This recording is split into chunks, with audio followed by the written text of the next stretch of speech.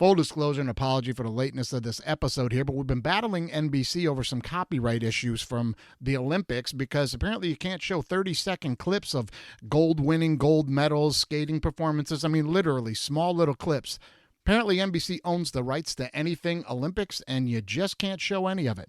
So, ridiculous. We did our best to recut and re-edit this thing till we got it approved. So, it is what it is, but enjoy it. We cutting loops. All right, everybody, it's time for another episode of DWMOD, and it's the Olympics, baby. It is Olympics time. We're going Team USA, hot dogs, red, white, and blue. Here we go. Special guest on the show this week. You know him, friend of the show, Dunbar Dix is here. He's filling in for Andy. We're going to be touching on everything Olympics. Big time figure skating has been a big story in the Olympics right now. We got all kind of Olympic stuff coming at you right now. Louis, let's get it going, man.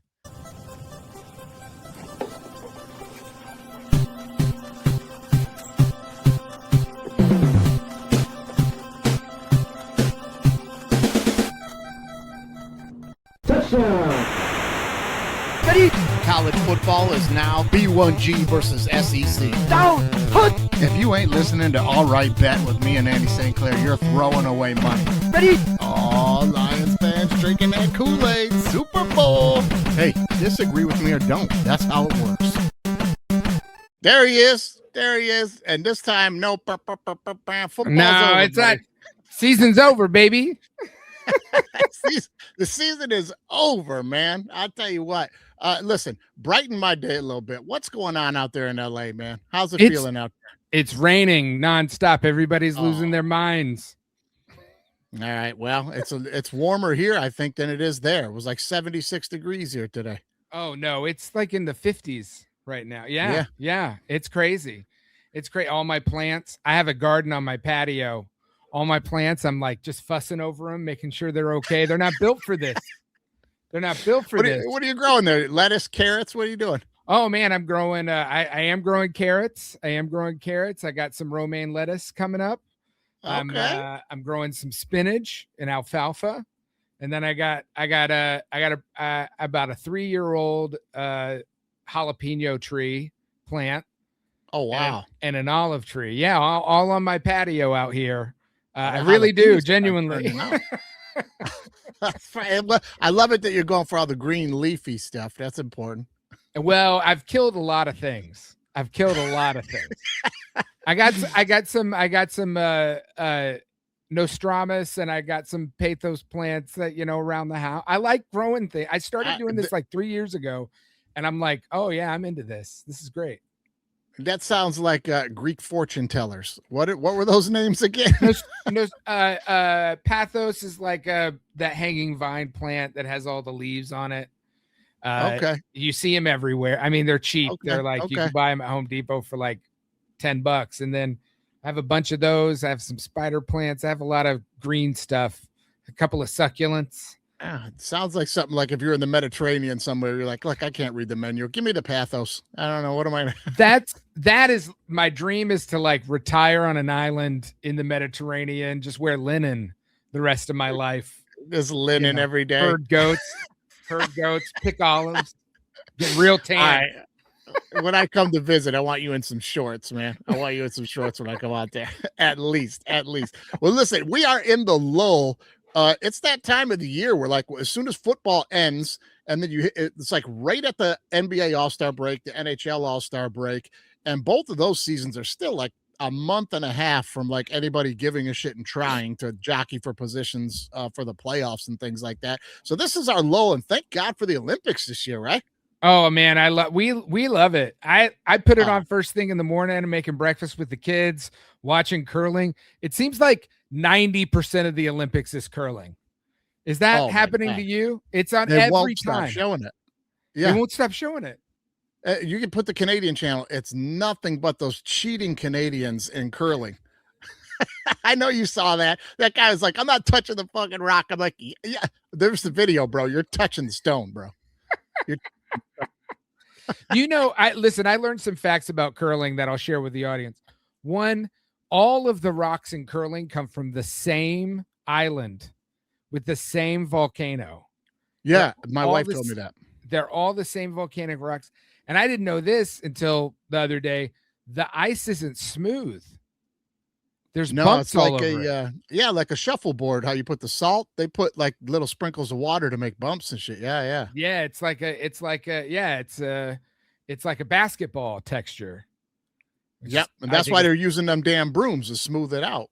oh yeah, for sure. It Yeah, yeah. looks like I think it's one of those things where it's like everybody's like, I could do curling. It's shuffleboard.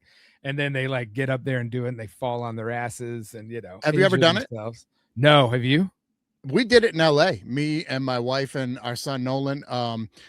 Like when he was like a senior in high school, that the rink near us that we would skate at, that he played hockey and stuff, they had a curling club. There's a curling club right there in LA, and they Oh go around wow. to different rinks. And it was like $20 a piece or something. And it was like a lesson, and you played a couple games and stuff, and we got to do it. Fun as hell. Yeah. Is it hard? At first it's really hard to get a hold of that. Like that stone is heavy, bro. Like you think it's heavy, you don't know. It's heavy. And like, so when you push it, it takes off. So it's really hard to get a handle on the touch. Like if Yeah. you go do it once and then you watch these guys on TV, you will drop that whole attitude of what even is this? This ain't that hard. Trust me, you'll be like, these guys are fucking magicians and wizards. It's crazy. But I think it's funny because it's basically billiards. It's like a billiards thing, but it's an Olympic sport. Yeah. Yeah. I'd like to see somebody. The other day we were watching the game, the one of the matches, and there was this rock like off to the right that was like outside the circle, so nobody was messing with it. You know what I mean? They're like, leave it, it's out of place. Nobody's even trying to knock it or whatever. And I looked at my wife and I go, man, if this was like a really good movie, um, everybody forgot about that rock. And then at the end, like they left it there on purpose, and the guy throws the last one to knock it in from the side and knock everything out of the middle. And then it would be like, oh, that would be like crazy ending, Yeah. I we're talking about it. People dog curling, but I've had more conversations about curling than figure skating this year. Fun. If I could get together with a bunch of dudes once a week and just go drink some beers and do some curling, I would do it in a heartbeat. Fun, man. Fun. But it's like that it's did you ever see the thing about the Chinese speed skating controversy when like No. I think it was in Beijing. Was it this year? I can't remember, but it's like the Chinese speed skater like bursts out and laps everybody the first lap. Oh, yeah. Yeah, like that. I That did was see that. described. That Yeah. Nobody was even paying attention to it. And then he was No. like, he already won, man. What are y'all doing? Yeah, the buzzer went off and then they all started skating and she was like, and then already won. That was hilarious. Yeah, Wild. That was hilarious. I do remember that. Well, listen, this year in the Olympics, you're paying attention. I'm paying attention. We're early in the games right now. A lot of the skiing and the curling stuff like that going on. The medal count. Let's take a look at the medal count. We got that. Pull that up for us there. There we go. Medal count right now. Norway up front with 34, 16 golds. United States 27, Italy 26. Home country, better showing for Italy than normal right now, but that's normal for the home country to normally do a little bit better. Not the strongest showing for us right now, huh? No, but I think historically the United States, prior to like the 2000s, the United States was not particularly great at the Winter Olympics, right? Like they were pretty bad. But yeah, no, this is a down year in the last like 25 years because our total medal count, we're second, right? 27 or second right now, second. Italy's right behind us. Yeah. And that's with us scoring some medals that like we've got 2 cross-country skiing silvers. I think this guy's won 2 silvers, and we haven't won a cross-country skiing medal since the 50s. And this guy was like, I mean, so we got some stuff coming in, but I don't know. The numbers are down a little bit. But men's hockey could it's going to be tough. It's going to be tough, but every quarterfinal game overtime. And we're gonna get to talking about a little bit of overtime here in a minute because we're gonna get to that women's gold medal game. Oh yeah, we're gonna break down the Olympic hockey here in just a minute. But first, let's jump on some of the figure skating. That's been red hot. You all know the stories. This Alyssa Liu. If you guys were watching last night, are you familiar with her story? Enough. Incredible. Yeah. I mean, what a crazy story. She retires because she's like, no, this. I heard her on NPR interview. And she went a little more in depth. And she was saying it was really because of COVID. Like she goes, I really didn't even know you could step away from and not live a life of 13 hours a day on the ice until COVID happened.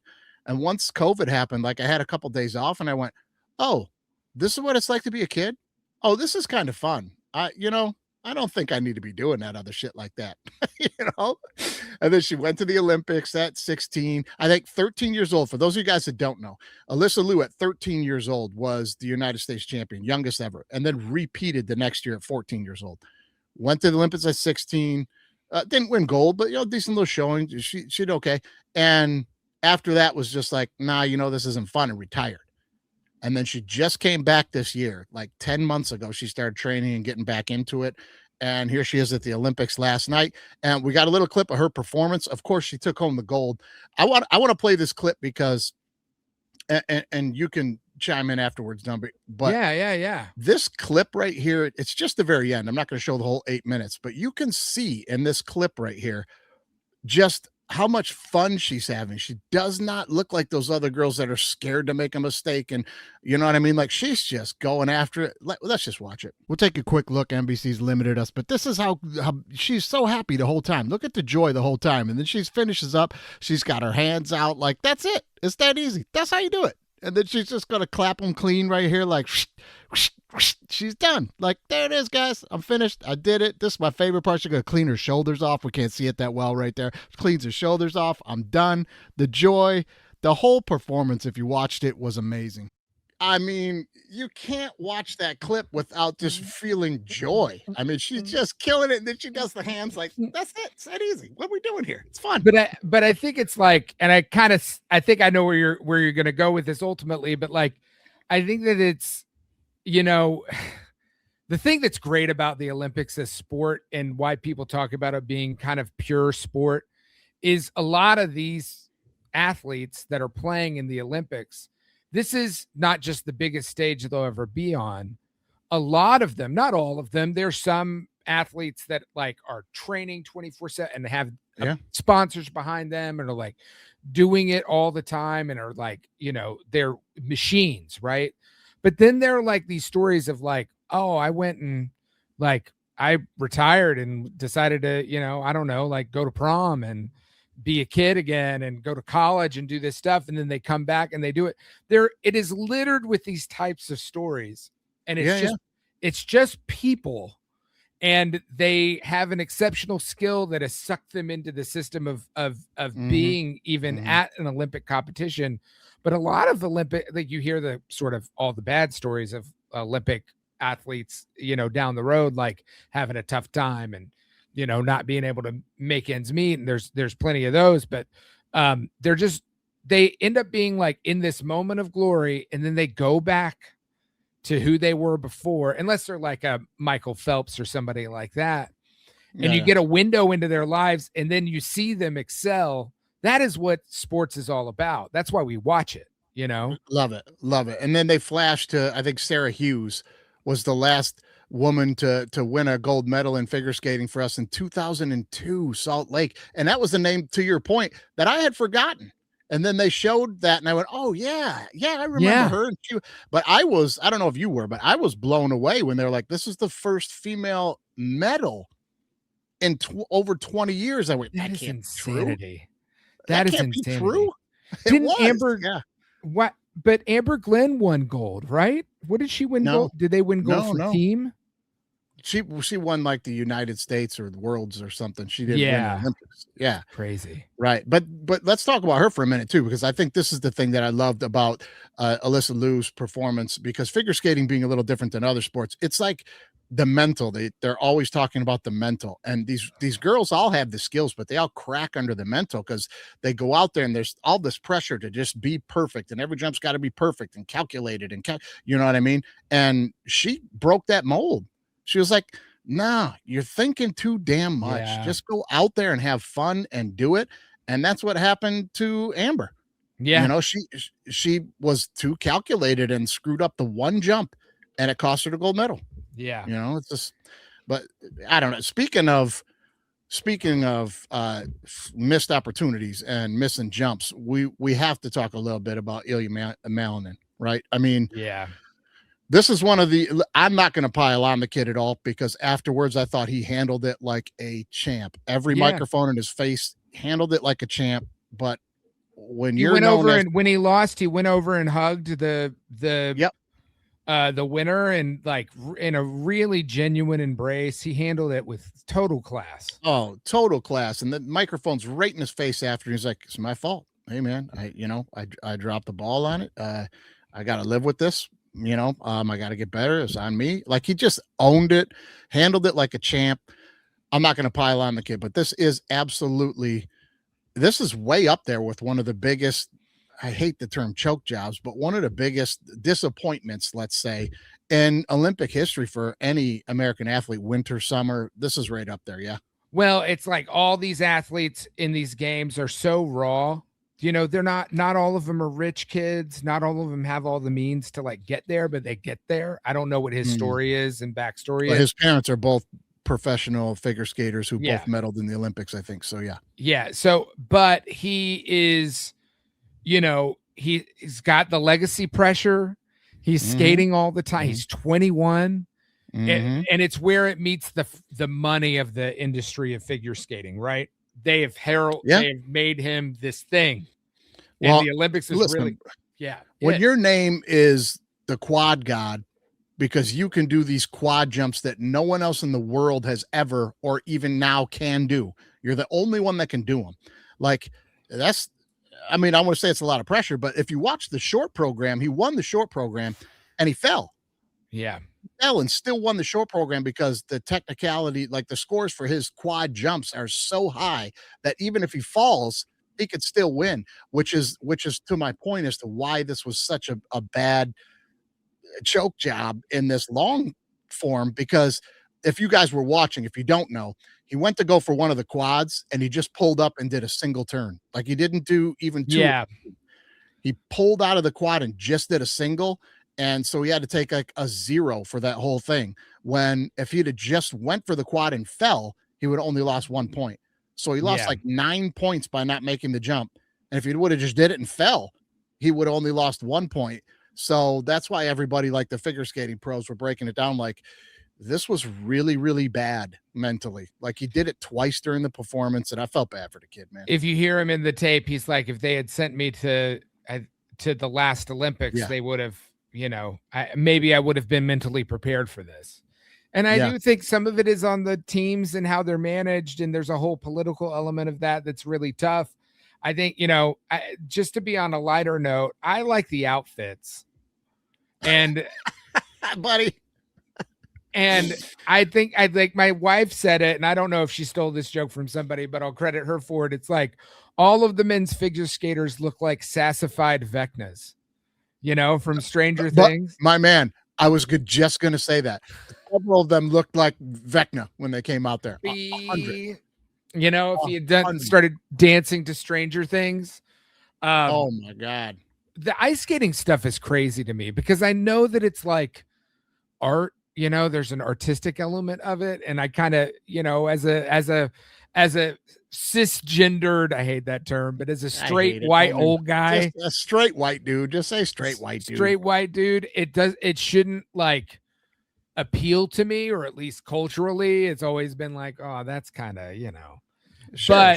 You watch it and those guys are leaping in the air and you're like, how the fuck are they doing this? Anybody that wants to say stupid shit about like, oh, the figure skating is gay and whatever, and then you sit there and ask them, since you were a little kid, and I start ripping off figure skaters' names, men and women, and ask them, do you know who this person is? Do you know who this? And they're gonna go, yep. You were watching it. We're all watching it.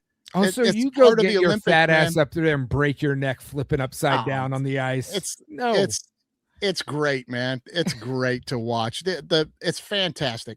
Yeah. Now, this kid's doing backflips and shit. Come on, man. It was fun. It was a lot of fun, but he did drop the ball. We're going to get to that. But first, before we get any deeper on that, we got to jump into crimes against sports. Look at that photo. I love that one. One more time on that. Let's explain that. We were doing crimes against football during the football season, Dunbar, and it was a picture of Jerry Sandusky and Joe Paterno. Yeah. Crimes against football, those guys. This one, what better picture for crimes against sports Then Galarraga having his perfect game taken away by Jim Joyce, calling that guy safe. Crimes against sports right there, no doubt. Well done, Louis. I love that one. I love it. Crimes against sports is going to take place in the world of figure skating at the Olympics as well, Dunbar. Mhm. The ice dancing competition, you're aware of this. Everybody's aware of this controversy. So the Americans, Madison Chalk and Evan Bates, right? I think his name's Evan, right? Yeah, Evan Bates. They're married, right? They're married. America's couple. Like it was their goal to go and get. And the story is this French judge totally screws them over and puts the French team out front to win the gold. And let's take a look at the numbers here. And then I want to get your take on this because this is ridiculous. Here's the scores from all the judges. Now Bates and Trout, they take 5, 6, they take, they're taking 5 of the 9 judges here.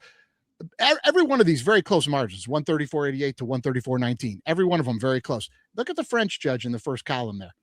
137.45 to the French team and 129.74 to Chalk and Bates. Now, that is an average of 9 points lower than every other judge gave them. And the French team won by like half a point. This is bullshit. Is this the first time this has happened?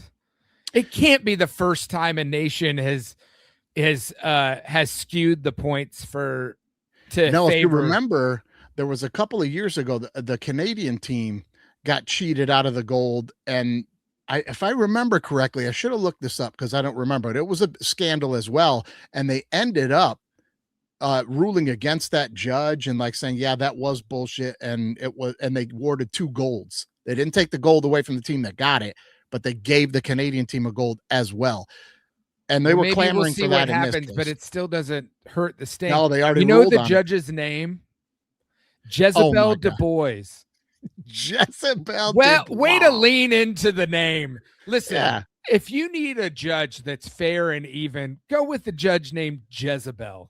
Yeah, you know what I mean. Fucking Jezebel. What a screw job for America's couple in this thing, though, right? I mean, come on. Well, it's like how much of that is just hating on Americans, and I get it.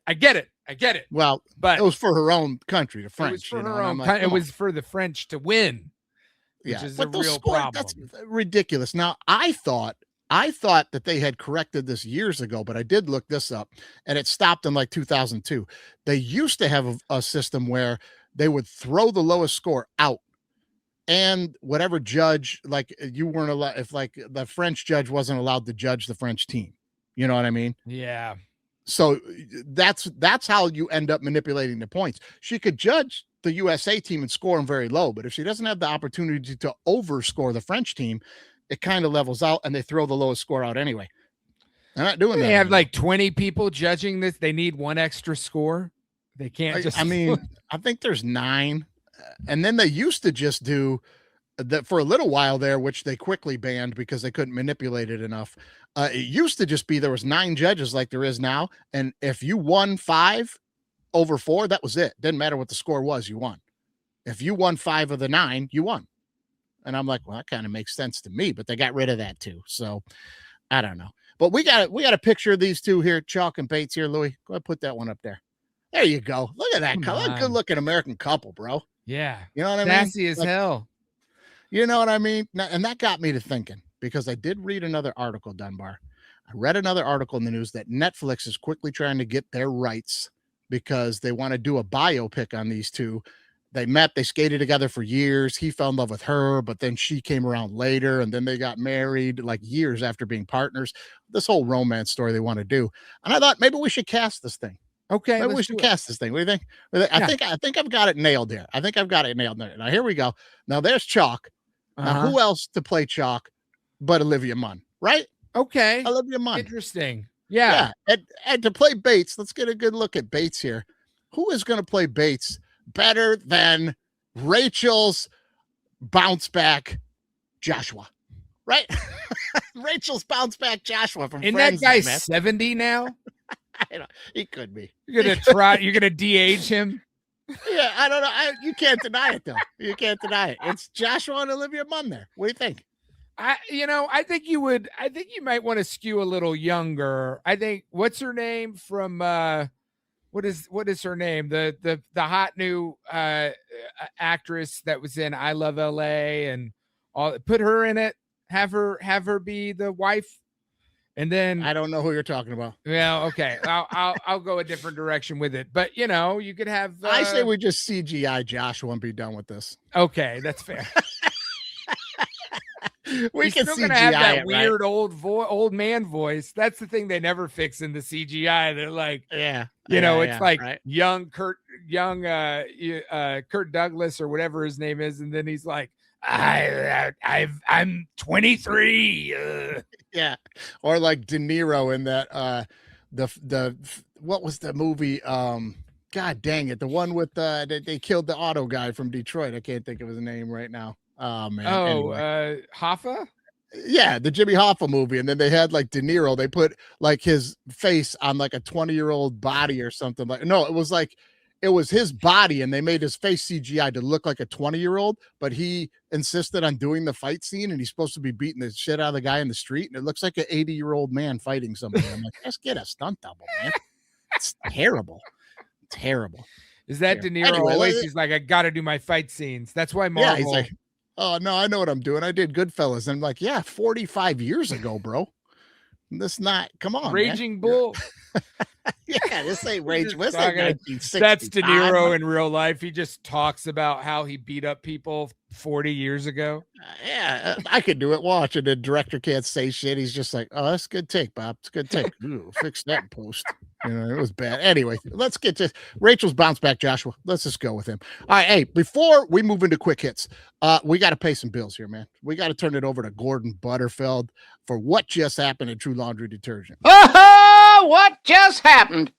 What just happened is brought to you by True Laundry Detergent. It's a locally owned company, and these fellas live in the neighborhood. They're saving you money. There's 101 loads in one bag. They got laundry detergent and fabric softener. They've even got dry sheets for you. Got sensitive skin, they've got the free and clear. No fragrances, no dyes, no additives. Well, if you don't like liquids, they've even got the detergent sheets. Just drop one in every load. There's 60 loads in that box. Just head on over to the TrueProducts.com for all your laundry needs. And don't forget to use your code CUTTANDLOOSE1 to get you 10% off your first order. That's True Laundry Detergent. It's Gordon approved.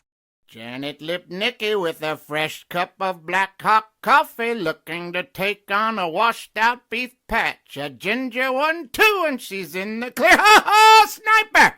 Oh, what just happened?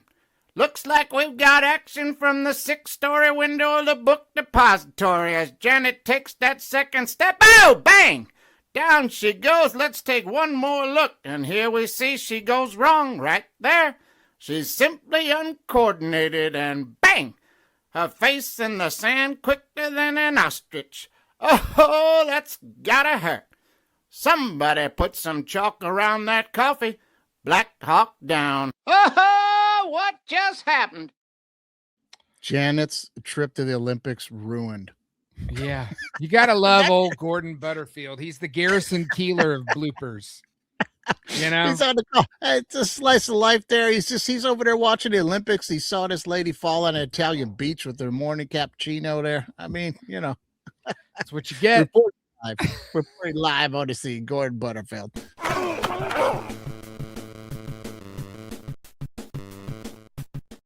Okay, hey, when Ilya Melanin fell, opened up the door, both of the Japanese skaters that were supposed to rival him for the gold medal there, they both fell as well and completely opened the door for an unknown kid out of nowhere to win the gold in the men's figure skating. Okay, this kid, Mikhail Shidoris, I'm going to call him Shodoras. I don't know how to pronounce Sounds it. Sounds great. He's from Kazakhstan.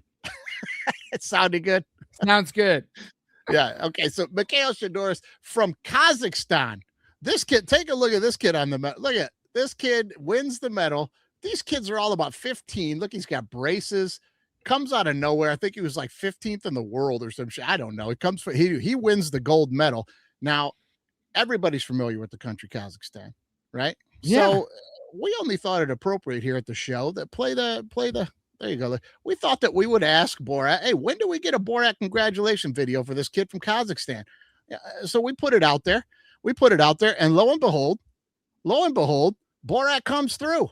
Borat came through. Great success. Our glorious Kazakhstan Ice Prince Mikhail Shadouris win the gold medal. Very nice. Magnificent eagle. High five. Borat coming through after the request, buddy. Love it. You're moving mountains, man. You're moving mountains. Well, we wanted to make sure the kid got what he had coming to him. I mean, why would Borat not? That's crazy. Kazakhstan win the gold medal in figure skating. Good for him. You know, I mean, Awesome. it's tough having braces. So any win you can get, even if it's a gold medal in the Olympics, you know, Yeah, good for you. But joking aside though, man, like that's an Olympic story right there, right? Yes. Like that kid comes home and everybody's like, holy shit. You know what I mean? Yeah, Like that's awesome. The thing about the Olympics that I think is great, it's the buy-in. It's you like got to go and you got to just buy in. You're like, okay, there are all these athletes I got to get familiar with. There's going to be an incredible story here somewhere. That's why it like perseveres, because there's so much purism to this. I'm very pro Olympics. Oh, it's so awesome. It's so awesome. I love it. I love it every year. Now, there was one more really famous incident at the Olympics. I'm sure you've all seen. Anybody's paying attention, you've seen it come across your Instagram or whatever. And it also included Kazakhstan, and it was in the short track speed skating. All the guys wipe out at the finish line, and the Italian skater gets turned around and he finishes the race butt first against the Kazakhstan guy.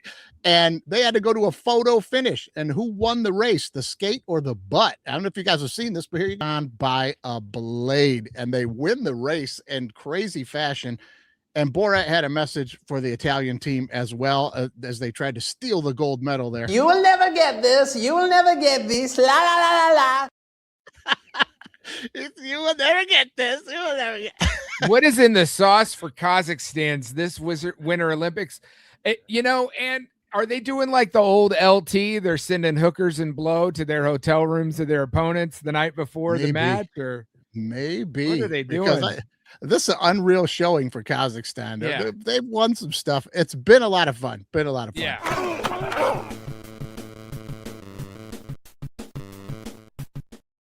All right, before we get into No Way, I got to ask you, Dunbar, you know, you got the family at home, you got busy days, you're working, the Olympics come on at night, the kids go to bed, and you're like, all right, man, it's time to cool out, a couple of beverages. Let's watch maybe some Olympic hockey we're about to start talking about here or something. What are you having? What are you cracking open? What are you getting into?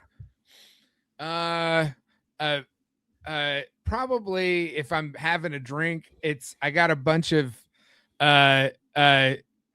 Old English. Yeah, buddy. There it is. There it is. Come on now. That's the official beer choice of the DWMOD podcast right here next to Kong and his bad boys gear. We're going to have us a couple of brass monkeys. Brass monkey, that funky monkey. Brass monkey, chunky. Yeah, get yourself some Old English 800, get a splash of orange juice and go to town, baby. Pack some wallop, get yourself a nice little buzz there. Wake up feeling good in the morning, no heartburn. Let's do it. Official beer choice of the DWMOD podcast. That's Old English 800. Let's do it. No way. There's no way. No way. Time for a little No Way. It is time for a little No Way. Now, last night was the gold medal game. Canada against the United States. Canada out to a 1-0 lead on a beautiful shorthanded goal by O'Neill for Canada. Really, really nice goal. Now, at that point in the Olympics, I think the Team USA had scored 33 goals and had given up 1. They had like 4 or 5 shutouts or something like that. They had scored 33 goals and they'd given up 1. And then they were heading into the third period down 1-0 to Canada. Could Canada take the gold? No way. There's no way. No way.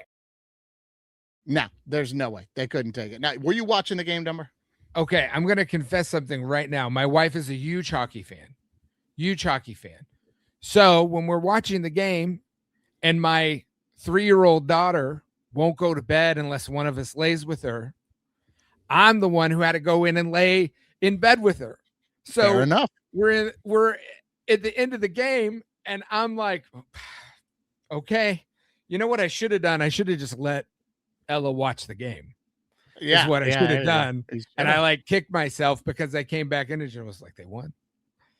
But yeah, you know, yeah, that was crazy. That's the ninth win in a row over Canada for USA in women's hockey in international Olympic play. And they pull the goalie with 2 minutes left. They get the deflection goal up front. Now that was a record-setting goal for the Olympics there. The captain, she scores the goal. Man, I tell you what, man, Hillary Knight with the game extending goal to send it into overtime. Awesome. 3-on-3 OT. Keller off the boards, makes the move on the defenseman. Whoop, gets by her, going to head in on the goalie, put it on her backhand, chips it into the net. There's the disdain. Here we go. Wide shot there, back of the net. By everybody. That's the game winner. Let's take a better look here at the wide angle. Keller gets it off the boards on the outlet pass. You can see the defender coming in. She fakes like she's going to head for the wrister or cut her off to the net, but whoop, it's the deke move, hits the brakes. The defender clearly full speed goes right by her. Now all Keller's got to do is get it back on her stick. She's heading in one-on-one. She cuts the defender off. You can see right here, nice little box out. She's going to go to the chip shot, and she chips it just over the pad as the goalie's sliding for the deke move. Boom, past the line. That's a goal. No looking back now. Here's the shot from the back angle. You'll see it in the back of the net. There it is. Game winner for Keller and Team USA. Wide angle there. Back of the net again. Beautiful shot. And it's time for the Selly. She heads up the boards. The defenseman from Michigan. They rush her. They crush her. They got her center ice. They're celebrating. It's gold for the women. 9 straight wins over the Canadians in international play.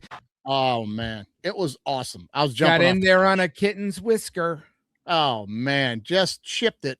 And people think that's lucky. It's not. No, like the hockey players know that, like, if they just shoot the backhand, it's an easy play for the goalie. So they chip it so it's bouncy on purpose. And what a goal. USA takes it. They take it home. Buddy, I'm sorry you missed that. I was super bummed. Like the look on my wife's face when I came in the room was like, yeah. They won. I will say this, like, the USA women's international sports is just leaps and bounds better than men's international sports, just in terms of hockey and the sports that we play on an international level. Hockey and soccer. Hockey and soccer especially. They are tremendous and underrated, and people should be watching them more. Oh, man. Everybody was tuned into this one. I'll tell you what, man. Everybody was tuned into this one. Now, the men, the quarterfinals, like we discussed the other day, everybody was overtime. USA wins it in overtime. Let's talk for a quick second about the overtime hockey in Olympic play and international play. I think IOC or whatever dictates that. 3-on-3. Now, listen, I'm happy we won, and it was advantage to us because we had better skaters than anybody. Yeah. You can't have 3-on-3 hockey to settle a gold medal. I don't think it's right. You know what I mean? Now I'm going to take it. Those are the rules, and we won. So we won. But what are you supposed to do in that situation? 5-on-5 until somebody scores. That's what they do in the NHL. During the regular season in the NHL, they play like a 4-on-4 overtime for 5 minutes, just so it's not extended. Nobody gets hurt. And then at the end of 5 minutes, they go to a shootout, and then both teams get a point. Whoever wins the shootout gets a second point in the standings. Do you think it's a time? But in the playoffs, they don't do that. Yeah. It's 5-on-5 till someone wins the damn game. Yeah. But do you think it's a time constraint thing? Do you think that they're like worried about they have to manage all those games on the ice? Like, I think it's a little for bit a medal match. I guess for a medal match, they shouldn't. They should change the rules. Yes. Make it that way for the quarters, semis, whatever. Not even semis, because then it's bronze and all that. But no, for a medal match, I just don't think you can do that. I think it's a little bit like what you're saying, time constraints, the arena. They got to get all the games in. That's a good point. And also it's kind of the Euro international, Eurasia whole thing is like all their sports over there. Like that's how overtime is settled. Like they don't really have that American viewpoint of, no, we're going to do this till somebody wins the damn game. Yeah. They're like, all right, we've been here long enough. Everybody's drunk. Let's just do some kicks. See who wins.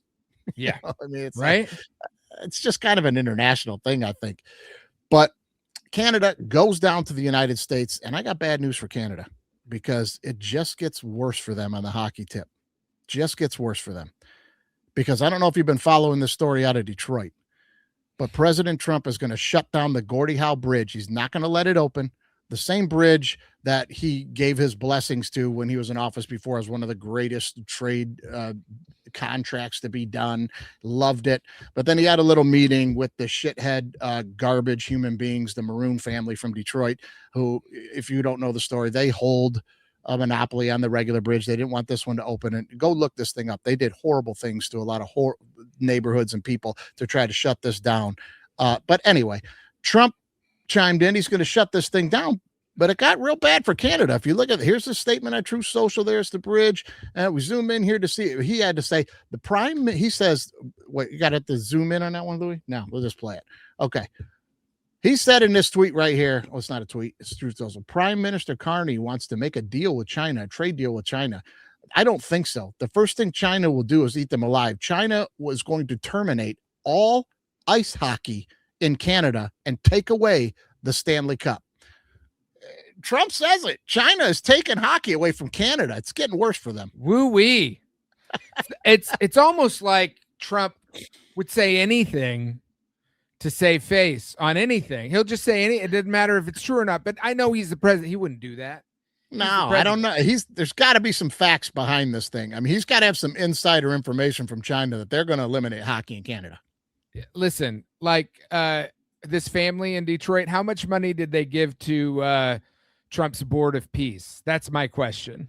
Oh, I think 10 billion or something. Yeah. Yeah, but listen, he's got some insider info. But but honestly, though, if you really just think about it logically, that would be the first thing China would try to do if they entered into a trade deal with Canada that benefited them. Yeah. They'd stick their foot in the door to end hockey. Yeah, right? That's what they'll do. They'll end hockey. I'm surprised he didn't say heated rivals is going to end hockey. He's Fill it with the gays. You get it with the No way. There's no way. No way. All right, hey, that's going to take us to a little game I want to play with you. I'm going to throw some stuff at you here, Dunbar. Now, we're talking about like some of the greatest letdowns in Olympic history, right? Now, there's quite a few that you could point to. Okay, there's quite a few that you could point to, but I would like to jump on a few. Do you remember the 2004 men's basketball team? Yes. Right. This was the team that was LeBron James, Carmelo Anthony, Allen Iverson, Duncan, D Wade. These guys went over there and got blown out by Puerto Rico, lost to Lithuania, lost to Argentina, and then went home with the bronze medal. Would you agree that's probably up there on the list of biggest letdowns in Olympic history? Yes. I don't know what they were doing. Well, you remember all the stories. They were out on the beaches, and I think it was in Barcelona. Maybe I'm getting that wrong. Anyway, they were out on the beaches, Iverson, and I think wasn't that the famous practice thing or something? I mean, Iverson's like, I'll practice. He's down on the beach. Look at these two. That says it all right there. Melo and LeBron James with their bronze medals. Like, boo, man, we did it, huh? Boy, we did it. We blew it. You know, that's one of the biggest ones. You think they're like, we can just chill out. We'll place in the medals. Let's give it to Spain or whoever won that year. Terrible. It was terrible. Do you have any that you remember that were huge letdowns? No, I mean, Ilya Milani. Yeah, Ilya Milani is one of the biggest ones. It is one of the biggest ones. Do you remember Dan and Dave? You remember these guys? Oh, yes. I remember that. Oh, my God. Yes. Yeah, that was Reebok's big campaign in like 92, I think. They were triathlons, right? Decathlon. Yeah, the one that Bruce Jenner won. They were the two best in the world at it. Okay, Dan O'Brien and Dave. I want to say Dave Thomas. I don't remember his last name. Might have been Dave Thomas. I don't know. But if you weren't alive in 92, Wendy's guy, Dave Thomas. Yeah, you don't remember. This was one of the biggest Olympic ad campaigns ever. They had the new pump shoes out, Reebok did, and they had this whole campaign of who's going to be the greatest athlete in the world. Is it Dan or Dave? Dan versus Dave. This thing went for months. Do you remember how Dan and Dave did in the Olympics, Dunbar? They both like bounced out, right? Did they qualify? Dan did not even qualify for the Olympic team. He didn't even make it to the Olympics. Right, he didn't get there. didn't even make it to the Olympics. And I think Dave took home the bronze. Yeah. Which is fine, but I mean, I think that was wasn't crazy. there like a whole McDonald's thing with that too? Like the McBLT. Remember the sandwich that like had the two sides? Hot side, hot, cold side, Had a cold. hot, cold Yeah. side. I felt like they Jason did that Alexander. ad too. They probably did. They probably did, man. I remember that being like the biggest fucking deal. And then he didn't even make the Olympics, dude. He didn't even Did make he the ever Olympics. go back? Did he ever redeem himself? Does anybody know? I don't know. I feel like back then stuff like that happened and then we just forgot they existed. And it was over. And it was over. I will share a fun McDonald's story with you from the 92 Olympics real quick as a sidebar here. If you remember in 92, McDonald's had this thing where when you walked into McDonald's, there's a giant board of all the events, and then it would say who won gold, silver, and bronze in those events for like the whole Olympics. Yeah. And when you bought like a large fry, a large Coke, or whatever, you got these little tear-off tabs on your drink or your fry carton, and it would give you an event, not an athlete, it would just give you an event. So you might rip off the tab and it'd be like men's volleyball. And if they won the gold, you got a free Big Mac meal. And if they won bronze, you got a fry. And if they won, silver fry, bronze, you got a Coke or whatever. Yeah. So I got men's 100 meter. Right. And I'm like, oh, awesome. Because it's Carl Lewis. He's in it. And if you remember, he was running against Ben Johnson of Canada, was the big runner at the time. That was like, they were always battling for the gold. Yeah. Ben Johnson won the gold. Okay. If you guys remember this, it was a big controversy. Ben Johnson won the gold and then pissed dirty and got the gold medal stripped from him. And it went to Carl Lewis. And I went up there for my Big Mac. And they were like, nah, Canada won the gold. You don't get a Big Mac. And I was like, nah, man, you better check the newspaper because Carl Lewis won the gold. And I got back then you had to go bring a newspaper. You had to bring a newspaper in. But that's a fun little story there. You didn't win. I'll give you an apple. Here's an apple pie that someone mistakenly ordered. Yeah, you know what I mean? Because I was like, I held on to the ticket just because I'm like that. I just would hold on to old shit.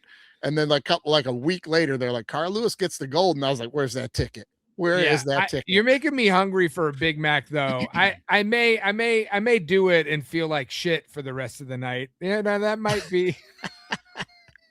I haven't had a Big Mac in forever. All right, let's jump back into all-time epic collapses.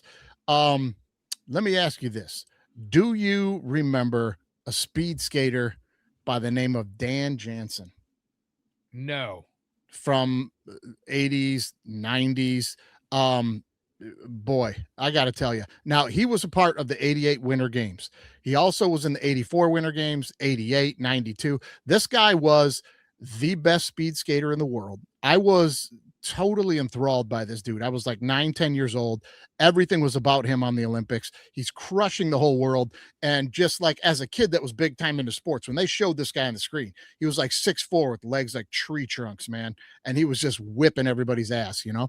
And I was like, awesome. I was glued to the TV to watch Dan Jansen win this gold medal. Boy, this in 84 1-0. Now I don't remember that. 88 1-0. 92 1-0. He did not get a medal. He finally got a gold medal in 94 when he wasn't even supposed to. This was like Olympics he was at where he's like, well, this is the old washed up guy. Maybe he's got a chance. He took a gold in that one. But there's a documentary out there somewhere on this guy about the 88 Olympics, and it is fucking heartbreaking, Dunbar. This guy lost his sister. This is why I was so dialed in 88. It was the biggest story of the Winter Games. This guy's sister, young, had been battling leukemia, young, died like a couple of weeks before the Olympics. Really bad. This guy's destroyed. Every interview he's in, he's breaking down. Like he's just mentally destroyed. Now, if you watch a lot of speed skating, not the short track ones we showed earlier, the long track, you know, these guys don't wipe out. You've watched enough of it. These guys don't wipe out. I mean, you lose, you don't skate well. He wiped out in every race he was in, like into the boards in every race. And this is one of the famous pictures. He's just up against the boards after wiping out and he's just balling it out. Just lost his sister. He can't focus. Felt horrible for the dude, man. I don't know if you said you weren't familiar with that story. I'm not familiar with that story, but I'll watch that documentary. Oh my God. It's heartbreaking. And he finally got his gold. '72 men's basketball team. That was like that was one of the big ones, right? Yeah, that was a big one, but it was a screw job, right? That was the first time we didn't win the gold in basketball. And yeah, it was a Russian screw job. It was on Russian soil. Yeah.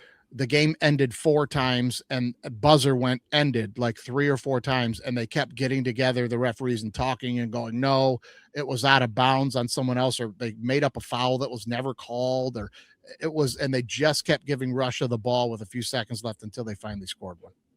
It was a real big screw job, Yeah. Job. Now that 88 Winter Olympics team that Dan Jansen was on, one of the worst Olympic performance for Americans ever. They won 7 medals. 7 medals. Notoriously, the United States used to not be great at the Winter Olympics. Yeah, but do you feel like Norway is just like, this is our moment?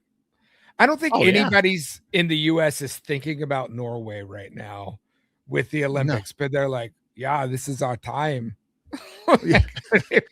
Well, it's quite the opposite. If you ever see any of these guys from Sweden or Denmark or Norway talk, you're like, does that guy live down the street?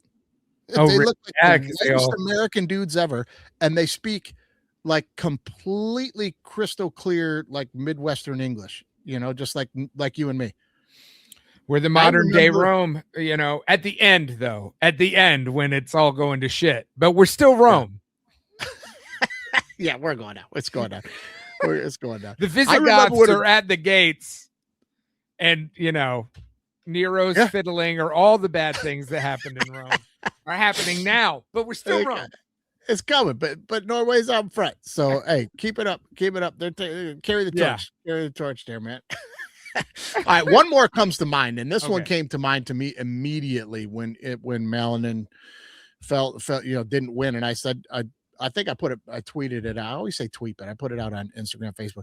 And I said right to my wife, I said, this is right on the level of Danny Manning. Do you remember that?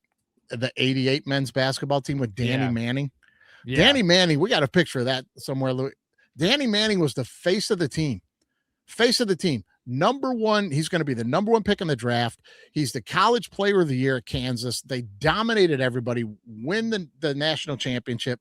He's the best player in the world outside the NBA. Dude, they lost to the Soviet Union in the semifinals, and Danny Manning scored 0 points. Yeah. Was playing so bad he got benched after 17 minutes. Yeah.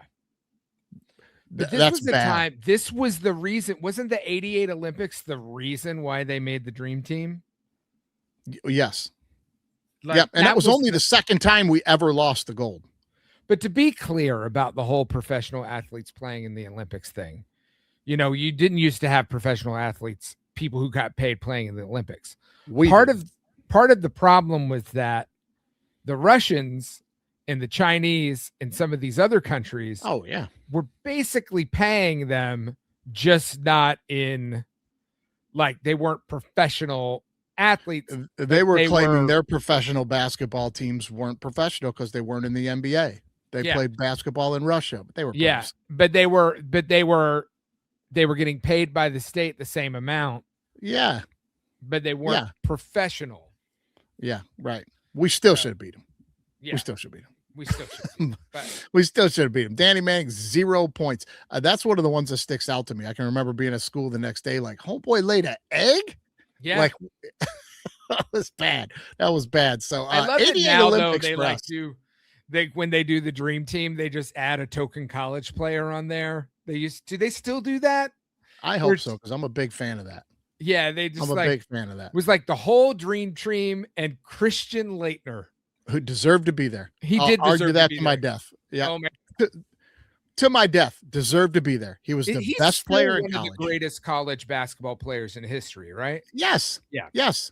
And you want to look at that through a lens of today, like Shaq should have been on that team. Yeah, Shaq wound up being a better pro. Shaq was a dominant college player. Shaq was not Christian Laettner, man. No. Christian Laettner deserved that spot on that team. He was such a clutch player. He was so Mr. Clutch. So good. Those Final Fours, all those Duke he was incredible. So good. You go watch that Fab Five documentary. and listen to Jalen Rose and Jimmy King and Ray Jackson and Weber, and listen to all those guys, Juwan Howard. That's one of the best documentaries for that, because they get into talking about Leitner for a second and they just cut to all these guys one at a time, and they're all like soft ass punk, overrated. Media just loved him because he was white bread. They're just like, we were like, this dude can't play, white bread kid. He ain't from the suburbs. They were like, he's a fucking punk. They all were like, that was what we all thought. And then they go right down the line, and every one of them, kudos to them. Jalen Rose, all of them. Then they show them all, and they go, we found out really quickly, dude could play. Dude was for real. He was for real. I don't know how long he was a pro. Like, I can't remember. I think he had a long career, like 10, 12 years. Role player. Yeah. You know, but I hated him. I hated him like everybody else. But then when I got older and realized, you know what I mean? Like, I hated him because the media wanted me to, you know what I mean? But he could play. Dude could play, man. But 88 Olympics team. No way. There's no way. No way. 88 was bad. It was bad, bro. It was real bad. All right, let's jump into our last segment here before we knock out of here, brother. We got to get to my favorite segment. Let's knock it off. All right, everyone. Time to do me a favor and knock it off. All right, man. Let's get out of the Olympics for a minute before we get out of here.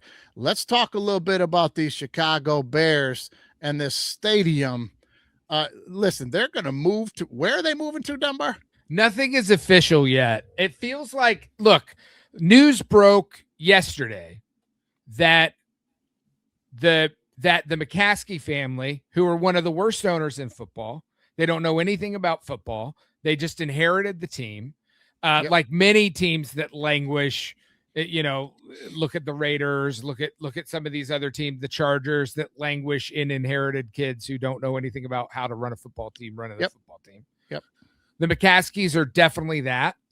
And they've got lucky last year because they actually put something together in over 40 years of not having a championship football team. They actually have a team that looks good. Sorry that you lost your offensive coordinator in Detroit. And now they think they have a little bit of swagger. What? Didn't lose to him, though. Didn't lose to him. But they are shifting their focus. And this new law passed in Indiana that's going to make it easier for the Bears to build a facility in Indiana. They came out with a press release saying it's a step in the right direction, right? Not officially, we're going, but it definitely is putting pressure on getting a deal done. Here's the thing about it.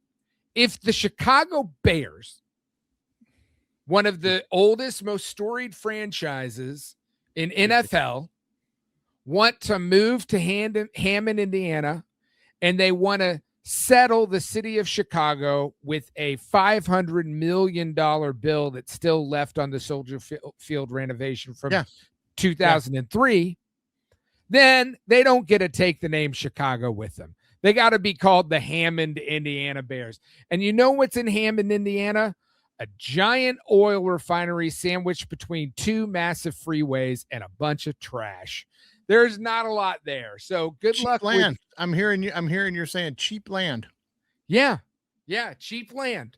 But they bought property in Arlington Heights. The issue is that the city and the state are saying, we got to deal with this $500 million debt. You can't just leave Chicago fans that have been loyal to your multi-billion-dollar business foot in the bill, and you go and take all of your money and tax revenue to another state in Indiana. We're not doing that. Now, I don't know the intricacies of that. I know they did a bunch of renovations at Soldier Field. When they tried to leave the first time, they bullied the city into, we'll stay, but we need renovations. Now, they oversaw all the renovations. Or what? What? I don't. The part that I'm losing that I haven't dug into yet is, how is the city saddled with the renovation cost? The city offered to pay for the renovation costs in that they would stay in I think it's a 30-year lease. If the Bears leave the lease, but the costs have multiplied because of COVID, the debt on the stadium reno, they didn't recoup a bunch of revenue during the years during COVID. Right. So they're behind on paying off the debt. So this is a little, if I'm understanding right now, and I'll give it back to you. So the deal from the Bears was, city tax dollars, city was going to pay for the renovations, and then the Bears would trickle that money back to them through profits that they would earn off the renovations over a period of time. City makes profits off of the ticket sales, off of all the sales tax, the increased taxes, but it's on public land. Like Soldier Field is a public park, right? Right. So the city owns the stadium. That's kind of one of the contentious parts. But the McCaskies controlled the entire reno, and then the city paid for it. And I think it was like at the time in 2003, it was like $1 billion renovation. Well, so the city was going to recoup the money through the lease, is what I'm understanding. So as long as the Bears hold the lease, the city will get their money back. But if they leave and break the lease, now they're stuck with the bill. Right? Now they're stuck with the bill. Okay, and they're stuck with all the debt. And the McCaskies, if they cut and run and they break the lease, they only have to pay $80 million. So they're making a business decision. Who fucking put that contract together? But part of it is because of the debt accrued during COVID when they made no money, right? Okay. So the city and the state took all these funds to keep the Bears in Chicago. And now the McCaskies are like, well, we want a new stadium. Why? And we want this, and we want the taxpayers to pay for it. And now they're saying, oh, we would do a fully renovated thing in Arlington, but there's a debate about the evaluation and we're getting taxed. There's this whole PR campaign saying like, oh, the city's trying to tax us like $125 million or like some $900 million. The number keeps fluctuating. But really what's happening is that the state and the city are like, we still have to deal with the debt that we have on the last renovation before we can move forward to the other one, which any responsible person would ask for. Right. And they just want a handout. If the McCaskies can't run the Chicago Bears, a multi-billion-dollar football team that makes money every year in Chicago, then they shouldn't be able to call it the Chicago Bears. I'm not going to disagree with you at all. And this is, what this is about. You know what this is about. All these newer teams that are getting these new stadiums are also owning all the land around the stadium. So they're then cashing in on all the parking, all the shopping. All these new stadiums have like these bar districts, like right here in Atlanta, Truist Park. You go down to what they call the Battery. It's surrounded by businesses and all that the team's getting a cut of this and that. That's all going on around them. And the other big thing that I read a little bit about this Indiana thing was they could do a casino at the stadium. Now, I don't know how much truth there is to that. The government, we have had our government, federal government, and even state governments have been asleep on sports regulation for 25 years. We have to have some type of federal intervention to stop the amount of gambling that is infecting our sports. 100%. It's gotten very bad. 100%. Look, I don't care if they move to Arlington. I know people have issues with that, but you can't move to Arlington and then expect the taxpayers to foot an $85 million infrastructure tax reno. That's what they're doing. As a football fan, let me just tell you this right now. Outside of the numbers, you cannot move the Bears out of Soldier Field. That place ain't falling apart. It's beautiful, beautiful new renovations. This would be the equivalent of like the Boston Red Sox being like, you know what? We're going to leave Fenway Park and we're going to go build a new stadium in Lickadick, Massachusetts, because we can make a little bit more money over there. We're going to leave Fenway Park. Like, well, come on, man. The one thing that's made this whole thing the worst is that it's being hyper politicized because all the crazy MAGA right-wing assholes on the internet who just are way too online are trying to score political points and not dealing with the fact that like the Bears fan base is about to get screwed over here. They're going to lose their team and they're going to pay for it. Hard. Like this is garbage. This is garbage ownership.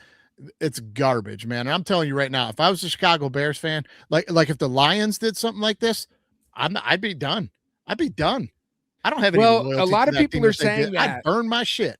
Yeah. A lot of people are saying that. And there were like some report, like people are like, oh, the McCaskies have been screwed over by that. No, they haven't. They're billionaires. I don't understand all this weird, like we're going to, wash the balls of these billionaires. The McCaskies have a silver, gold, platinum, plutonium spoons in their mouth. They have whatever lithium. Is that what is the new gold now? They don't want to share any of the money. You're looking on paper and you're going, we could make $2 billion next year, or we could make $15 billion in Hammond. Let's move. Fuck the fans.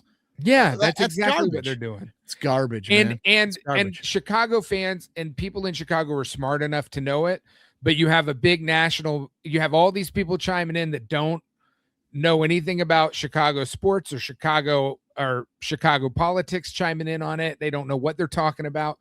And the other part of it too is that, like, apparently there's reports that the McCaskey, the head of the family, I can't remember his first name now, was offended by parts of the negotiation last year. I was like, be offended.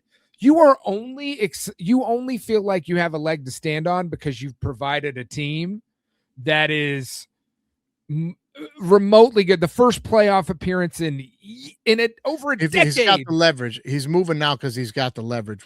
Louis, tell me, his first name is Douche? Oh, douche. No, it's just pronounced douche. I think it's just douche. I think that's what. Thanks, Louis. Real good. The guy who got in front of the Chicago press, which is as bad as the New York press, and said, I don't really know anything about football. That's not a direct quote, but that's basically what he said. No, listen, man. McCaskey family, this is enough of this. I hate the Bears, okay? I hate the Bears. You know it on this show. I put videos out. I am a Bear hater. Go for it. I don't wish this on the Chicago Bear fans.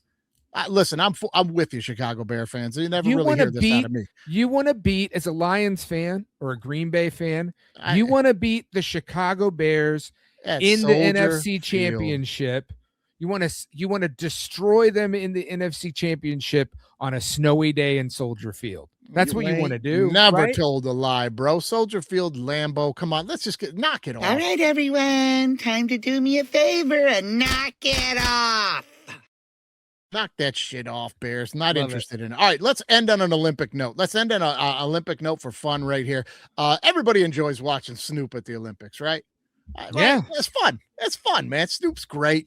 Your grandma loves fucking Snoop. You know what I mean? He's there with, what's her name? Martha Stewart. He's there doing stuff with Martha Stewart. He's doing all kinds of stuff. I love it. I tune in for the Snoop stuff at the last 15 minutes a night. It's beautiful. It's great.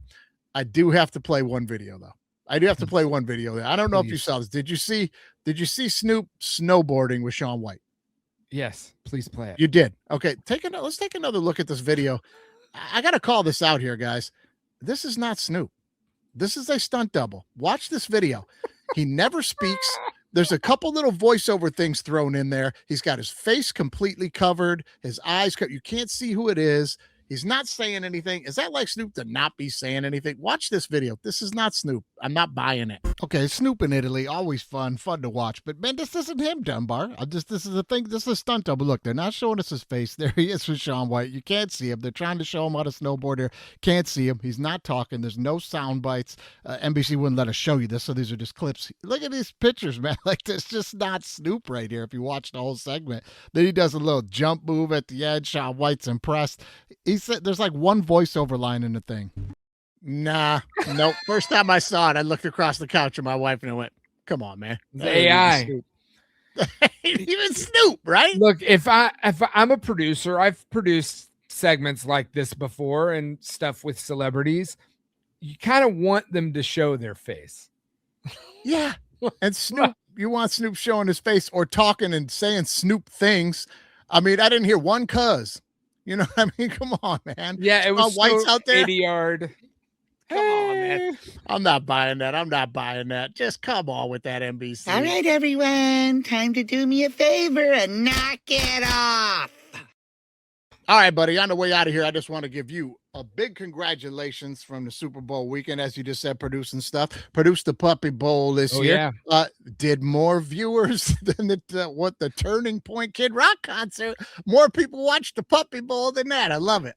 Yeah, well, every year, puppies win out over aging rockers who have love handles.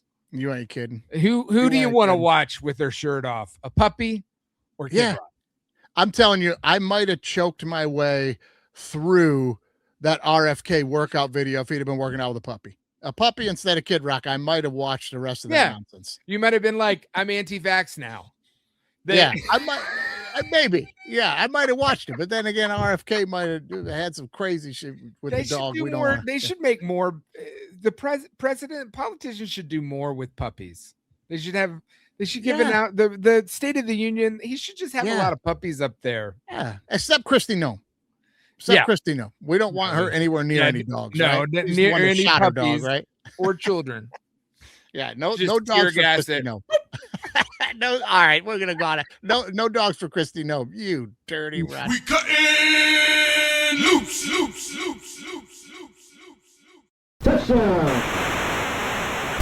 College football is now B1G versus SEC. If you ain't listening to All Right Bet with me and Andy St. Clair, you're throwing away money. Oh, Lions fans drinking that Kool-Aid. Super Bowl. Hey, disagree with me or don't. That's how it works. Buddy, as a producer, a dishonest opinion there. As a producer, you think that was Snoop? Well, I didn't until I saw his braid in the back, and I was like, is that him? But as a producer, if it is him and you have a shot of him showing his fucking face, you put it in the shot. Somebody, if that was him and you did it, that's dereliction of duty. You never know. You have idiot executives that cut things all the time, but you're like, you kind of need to show his face. Yeah, I'll agree with you up there. top. Yeah. I'm like, that ain't even Snoop. I can't even. Yeah, because I was kind of shocked at that. I was like, who is that? Cutting loose.